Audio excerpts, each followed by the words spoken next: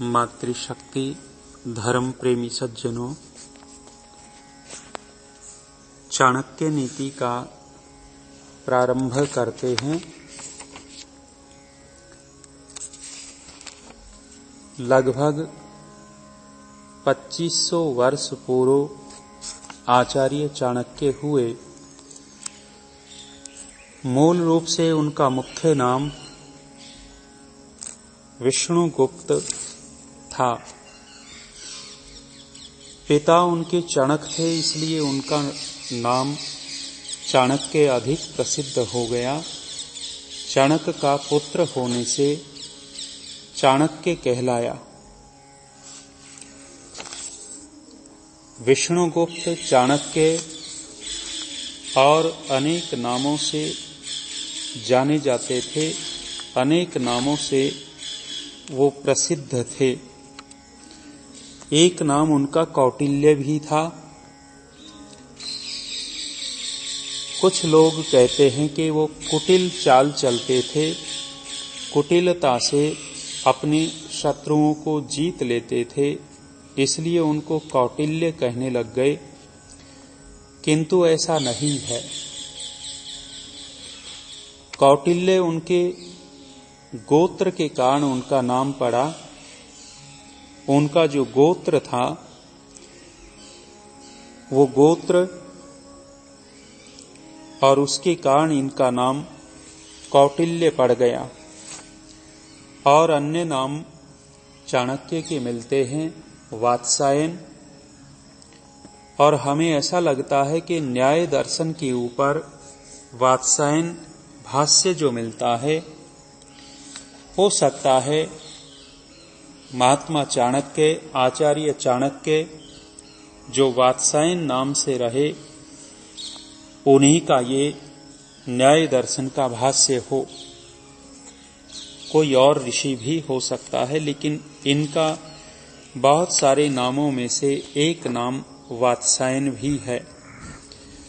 एक नाम मल्ल, नाग, द्रामिल, पक्षिल, स्वामिन, अंगुल, बहुत सारे नाम उस समय चाणक्य के अलग अलग उनके गुण, उनके कर्मों के अनुसार चलते थे। चाणक्य ने अनेक शास्त्र लिखे और उनके जो शास्त्र हैं, मुख्य रूप से कौटिल्य अर्थशास्त्र जो राजनीति का ग्रंथ है, राजनीति के विषय में कौटिल्य अर्थशास्त्र का आज भी लोग अध्ययन करते हैं। और दूसरी पुस्तकें उन्होंने लिखी वृद्ध चाणक्य नाम से, चाणक्य नीति शास्त्र नाम से, चाणक्य सार संग्रह नाम से, लघु चाणक्य नाम से और चाणक्य नीति शास्त्र नाम से इनके ग्रंथ उपलब्ध होते हैं। चाणक्य अपने जीवन काल में शिक्षक के विषय में एक बात कहते थे कि शिक्षक के हाथ में प्रलय और निर्माण होता है। राष्ट्र का शिक्षक चाहे तो प्रलय कर सकता है और राष्ट्र का शिक्षक चाहे तो निर्माण कर सकता है। और ये दोनों चीजें चाणक्य के जीवन में दिखाई देती हैं। चाणक्य ने प्रलय भी कर दिया, विनाश भी किया। नंद वंश जो अधर्मी राजा था, महानंद, उन अधर्मी राजाओं का वंश छेदन करने वाला चाणक्य है, विनाश करने वाला चाणक्य है अपनी नीतियों के अनुसार। और चाणक्य की दृढ़ मति ये थी, दृढ़ विचार ये था कि जो राजा राष्ट्र की रक्षा नहीं कर सकता, जो राजा राष्ट्र के प्रति निष्ठा नहीं रखता, वो राजा बनने लायक नहीं है। उसको राज सिंहासन से उतार करके अलग कर देना चाहिए। और महात्मा चाणक्य देखते थे कि नंद वंश के जो राजा वो राष्ट्र के प्रति निष्ठावान नहीं थे, अपनी राज सत्ता के प्रति निष्ठावान थे। तो चाणक्य ने विनाश किया और निर्माण भी किया, एक नए साम्राज्य का निर्माण किया। चंद्रगुप्त नाम से एक नए राजा को उस सिंहासन पर, भारत की राजगद्दी पर बैठाने वाले महात्मा चाणक्य ही थे।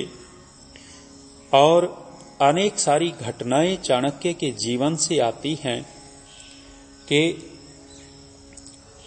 कुछ लोग कहते हैं कि नंद राजा ने भोजन का आयोजन कर रखा था, और जब भोजन का आयोजन कर रखा था तो चाणक्य भी भोजन करने के लिए गया हुआ था, पंक्ति में बैठा हुआ था। जब नंद ने उसको देखा, काला कलूटा कुरूप सा कोई बैठा है, तो पंक्ति में से उसको उठा दिया। ब्राह्मण भोजन कर रहे थे और चाणक्य भी कुल से ब्राह्मण थे। पंक्ति में से उठा करके चाणक्य को अलग कर दिया। उसको अपमान महसूस हुआ और उस समय से अधिक नंद वंश के कार्यकलापों को देखने लगा तो पता लगा कि पूरा का पूरा अधर्मी है। एक तो वो अपमान उनके मन में बैठा हुआ था, दूसरा राजा अधर्मी है, तो चाणक्य ने मूल सहित नष्ट किया। और भी जीवन की घटनाएं आती हैं कि चाणक्य चले जा रहे थे और अचानक उनके पैर में कुछ चुभा। पैर में चुभा तो देखा कि कोई घास विशेष का तिनका उनके पैर में घुसा। वो तिनका उन्होंने निकाला और निकाल करके उस घास को खोदना शुरू कर दिया। चाणक्य ने घास को खोदा और खोद करके उसके जड़ में मट्ठा डालने लग गया। किसी ने पूछा कि क्या करते हो? चाणक्य कहता है कि इसको मूल सहित नष्ट कर रहा हूं। आज मुझे कष्ट दिया है, किसी और को आगे कष्ट देगा। उनकी नीति ये थी कि गलत व्यक्ति हो चाहे गलत कुछ और हो, उसको मूल सहित नष्ट कर देना चाहिए। तो चाणक्य अपने जीवन काल में परम राष्ट्र भक्त हुए हैं और इतिहासकार कहते हैं कि विदेशी लोग जब चाणक्य के पास आए, भारत के प्रधानमंत्री से मिलना चाहते थे। भारत का प्रधानमंत्री कहाँ रहता है?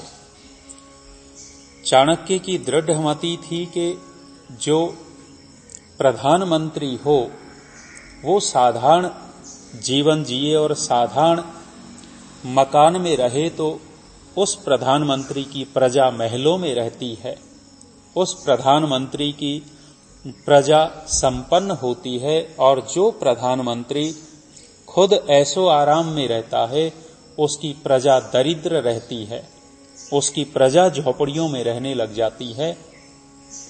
और किसी समय हमारे देश की प्रजा बहुत अच्छे से रहती थी, सुखी संपन्न रहती थी। संस्कृत के बहुत बड़े एक कवि हुए हैं और उन कवि ने चाणक्य के विषय में मुद्रा राक्षस नाम का जो महाकाव्य कवि ने लिखा, चाणक्य के रहन सहन के विषय में वर्णन किया कि चाणक्य रहते कहाँ हैं।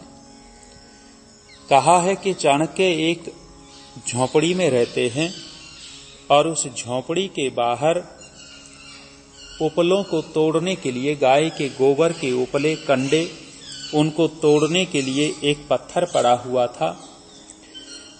दूसरी ओर ब्रह्मचारियों द्वारा लाई गई कुसा घास रखी हुई थी और उनकी झोपड़ी की छत पर समिधाएं सूख रही थी।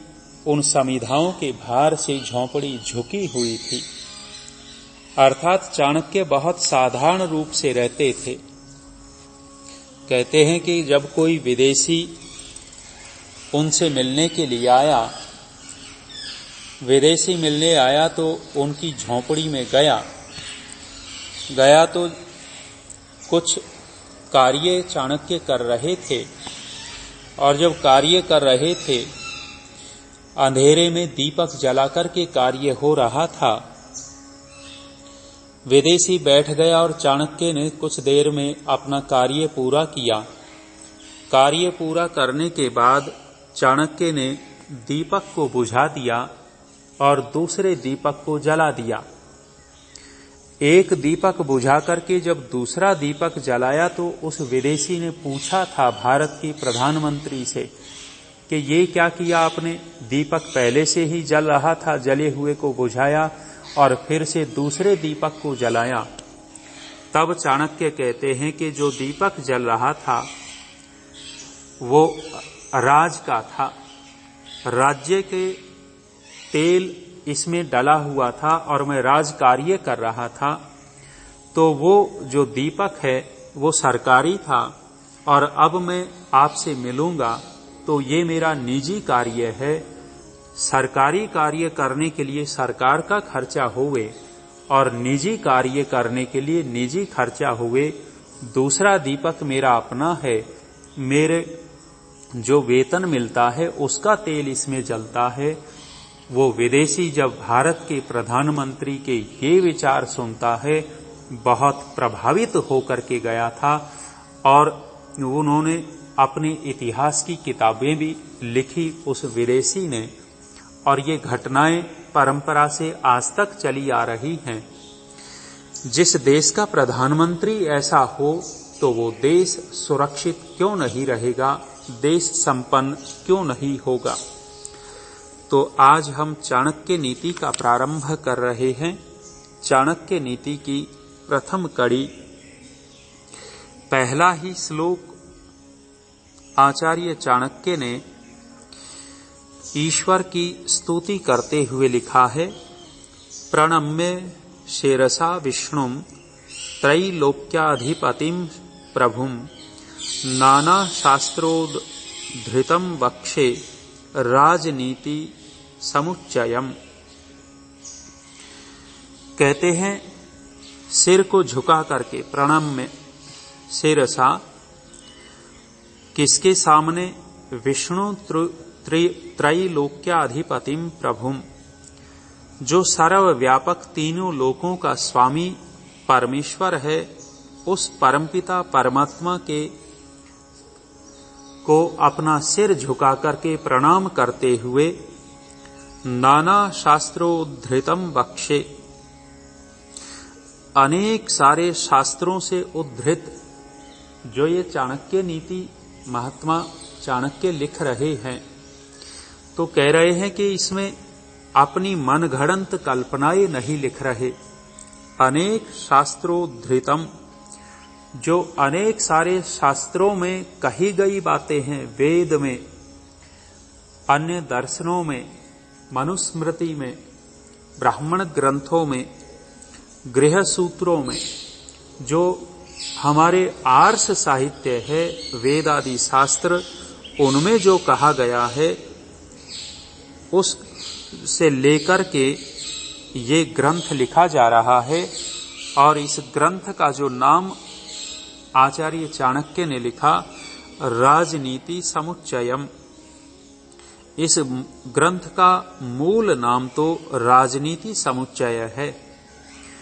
बाद में इस ग्रंथ का नाम चाणक्य नीति रख दिया गया और इस ग्रंथ का जो नाम राजनीति समुच्चय था वो गौण हो गया और धीरे धीरे इस नाम से अपरिचित ही हो गए लोग, और चाणक्य नीति नाम से ये ग्रंथ अधिक प्रसिद्ध हो गया। और इसी नाम से आज वर्तमान में भी इस ग्रंथ को देखते हैं लोग, इसी नाम से परिचित लोग इससे हैं। आगे कहते हैं अधित्येदम यथा शास्त्रम नरो जानाति सत्तमः धर्मोपदेश विख्यातम कार्य अकार्यम शुभाशुभम। एक मनुष्य का विशेषण दिया है सत्तमः। सत्तमः नरः। सत्तमः का तात्पर्य होता है श्रेष्ठ, श्रेष्ठ मनुष्य, उत्तम मनुष्य।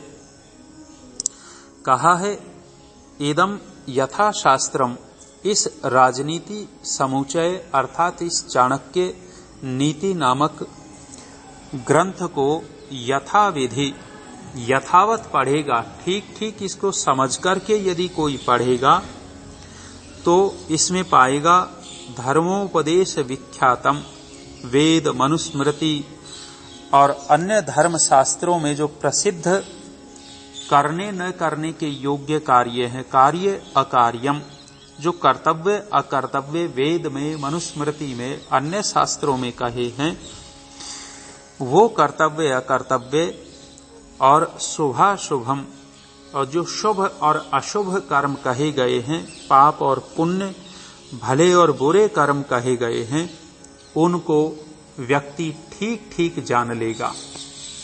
यदि इस ग्रंथ का ठीक से अध्ययन किया गया तो उसको कर्तव्य अकर्तव्य की जानकारी, पाप और पुण्य की जानकारी हो जाएगी, जिससे व्यक्ति अकर्तव्य को छोड़, पाप को छोड़, कर्तव्य और पुण्य कार्य को करते हुए अपने जीवन को उन्नत कर सकता है। तो ये चाणक्य नीति हमारे जीवन के लिए बहुत ही महत्वपूर्ण है, इसलिए हमने इसका प्रारंभ किया है। आगे फिर विचार करेंगे।